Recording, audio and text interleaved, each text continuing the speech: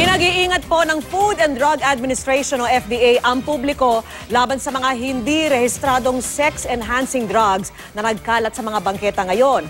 Babalaran nila mapaparusahan ang sino mang mahuhuling nagbebenta nito. At nakatutok si Mark Salazar. Sa ilang mga bangketa at overpass sa Cubao at Maynila, lantarang binebenta mga produktong ito, kahilera ng candy at sigarilyo. Ang laman ng mga kahong ito, sex-enhancing drugs o mga gamot na nakakapagpataas umano ng libido ng mga lalaki at pati na ng mga babae. Masaya tao, wala na. Kahit sino, kahit nga medyo bata, basta bumili, bibigyan naman nila. Taong 2010 pa nang una maglabas ang Food and Drug Administration o FDA ng babala laban sa mga ganitong klaseng produkto. Wala po tayong na-approve na sexual enhancement drugs or supplements. Halos lahat daw kasi ng mga panuntunan para maging lehitimo isang produkto, wala ito. Walang registration number, hindi siya naka-generic labeling, hindi natin alam kung sino po yung nag-import nito, wala po siyang name and address. Sa 38 sample na natest ng FDA mula 2010, nasa kalahati ang positibo sa sildenafil at tadalafil, mga kemikal na aprobado lamang para sa mga gamot sa erectile dysfunction. Isang sakit kung saan hirap magkaroon ng erection ng isang lalaki.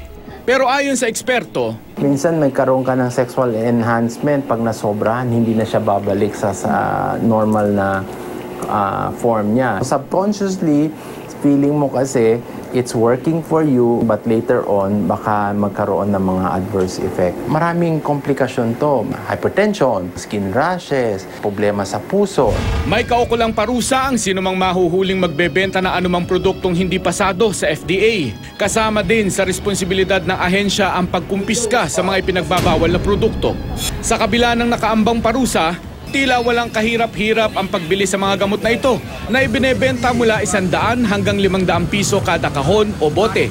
Pati Viagra at Cialis na pawang mga rehistradong tatak ng gamot para sa erectile dysfunction, may peking version dito.